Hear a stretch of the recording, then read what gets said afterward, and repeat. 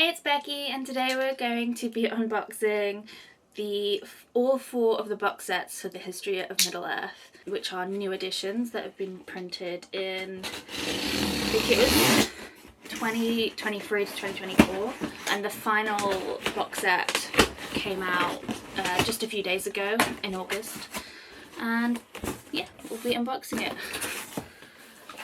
I also got a baking pan because I needed that. Pop that over there. I can't remember which order they came out in, so they're going to be random. I do just want to show you that. If you order off Amazon, they don't come like packaged very well, but they do seem pretty sturdy, and they seem pretty much like, just from first glance, they seem like the original box set that was Lord of the Rings and The Hobbit together illustrated editions. They do have numbers on the side, so let me look through that. The first one is the History of Middle-earth Part 1, which includes the Silmarillion, Unfinished Tales, and the Book of Lost Tales Part 1 and 2. So you can see all of those there quite easily. And then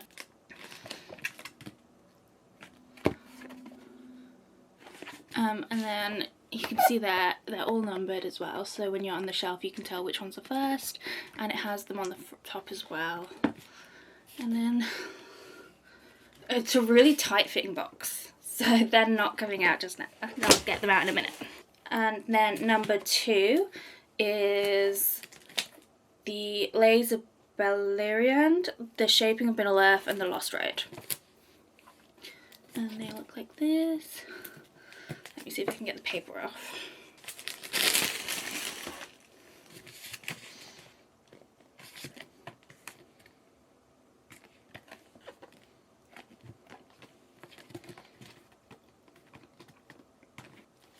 Okay, number 3 is The Return of the Shadow, The Treason of Isengard, The War of the Ring, and Sauron Defeated.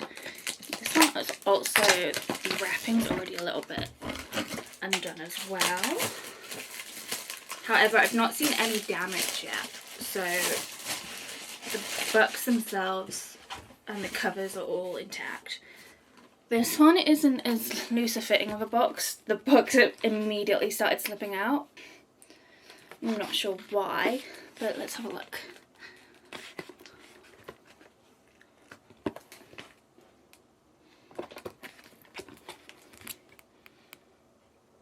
And then last but not least, we have the 4th box set, which is Morgoth's Ring, The War of the Jewels, The Peoples of Middle-earth, and Index.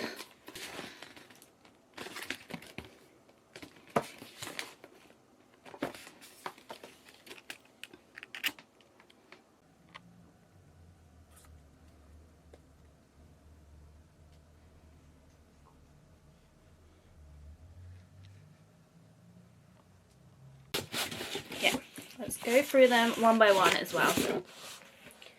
So, my initial thoughts, I already have Unfinished Tales and the Silmarillion, pretty new editions, and I've been told that these ones aren't illustrated, and just the size difference is astounding to me. Let me see if I can...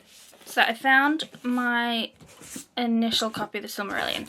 So these are HarperCollins UK editions. This is the illustrated edition I got a couple of years ago back here. I think, does it say when it was released?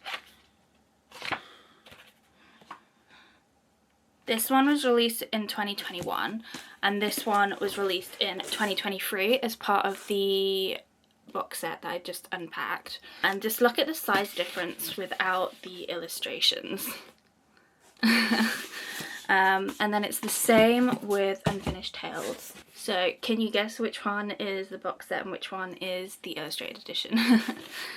This one isn't quite as different, but this one was released in 2020 and Unfinished Tales was in the 2023 box set. If you want the books that are more illustrated and you like seeing the artwork from Ted Naismith, Alan Lee, and John Howe, you should probably get the illustrated editions. If you just want to see the words and you like the box set and having the collection as one, then it might be good for you to get the box set with the smaller editions anyway.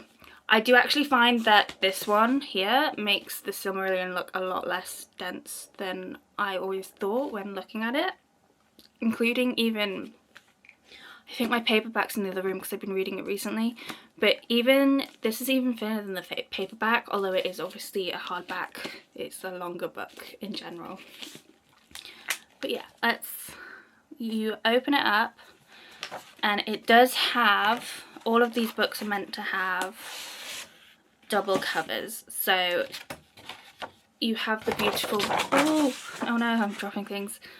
You do have the beautiful like illustrated covers, and then if you open it up, you're meant to have the, I think this is the original covers that you would have got back when it first came out. And then the book itself is this beautiful black hardbound copy. And as with all the books, it has the map at the beginning in the classic black and red text. And as you can see, beautifully bound editions. I would say the paper in it is quite thin, which probably helps with a book like these. They're quite thick anyway, so for a hardback book they're probably looking to try and reduce that as much as possible. And then just comparing this to the illustrated edition, yeah, the illustrated edition has much thicker pages. It has the illustrations as well, which adds bulk to the book. Yeah, that's why. Another difference I'm seeing immediately is the inside is all black and white, or black and cream on the cream coloured pages. Let me just skip to a page. In the illustrated edition, the headers have red writing, and the book pages themselves are much more whiter than this one. It's still a beautifully well made book. It feels sturdy. It feels like I could put it in my bag and like take it on the tube, and like I could never have taken either the illustrated edition or the special edition on the tube because I'd be scared of breaking it. But this one's much more, I guess, affordable, so it's a lot easier to envision me taking this one with me, even though I already have a paperback, so I'd probably take the paperback. Let's look at Unfinished Tales as well. So the front cover differs as well in both of them. Unfinished Tales illustrated edition has the ships, whereas this one does not. And it also goes onto the back, and there's no blurb on the back, it's just more of the artwork. Let's check out the back of the spread. So yeah, the original Unfinished Tales, very simple, just the kind of rune included. It's also really funny because the front covers on all of these are matte, but the double cover inside is actually like a shiny gloss, which I know the original editions also had. So they've really gone all in on the kind of originals. I think it's 100 or 150th anniversary. No, 100. It must be 100. And yeah, the same as the other one. Map in the front. Pages feel really good. They are thinner than the illustrated editions, but they're not delicate in any way. Then we have the Book of Lost Tales, part 1 and part 2. So have a look at this one. Front cover, back cover. This one doesn't have a map in the front, which is always interesting. The original. I think the rest of the series are all black because it's the History of Middle-earth ones in the original set. And yeah, this one also doesn't have a map at all, and neither does part 2. It does have a really beautiful like rundown of what's in the History of Middle-earth though, so that's all of the books in this series now. Yeah, front cover, back cover, and then the second cover. Oh no, this one isn't actually black, it's a kind of dark browny red colour, which is really cute. But all of the, or so far in the first set, all of the actual hardcovers themselves are all black bound, so they'd all match pretty closely on shelf if you did take the dust jackets off. And then this one doesn't have, some box sets normally have artwork in it, but this one does not come with any artwork inside it, just the ones on the sides, which, am I holding it right? And the illustrations of these match the illustrations on the front of the books as well, I believe. Then we have the second box set, which is only 3 books. So all of the box sets are 4 books apart from the second History of Middle-earth edition. And this includes the Lost Road and Other Writings with this beautiful cover here. And again, it goes onto the back.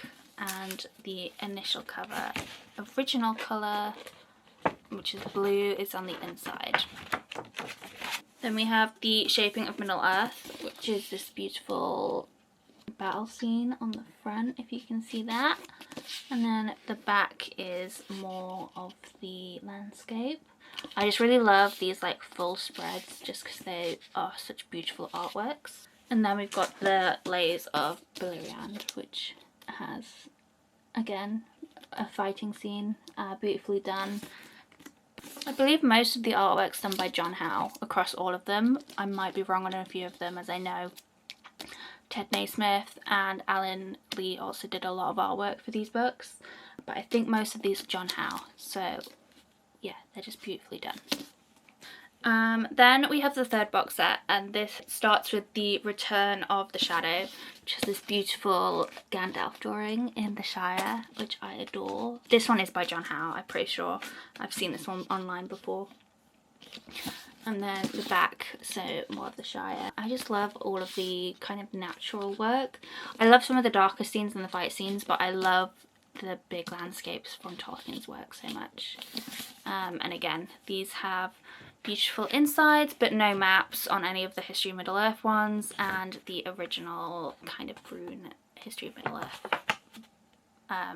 inside cover. Actually, one thing to note is on the double-edged side, I don't know if you can see it on camera, but you can see where the gold foiling is on the front. So you can see the Return of the Shadow on the back as well, which is not great, but I probably will always have them illustrated side up, so it won't be an issue for me. But if you did want to turn it around, that might become an issue for you if you are going to pick these up. Then we have the Treason of Isengard, and we see Rohan right there. I believe that's Rohan. And there's the back cover. The War of the Ring, which we're all very accustomed to seeing and know much about.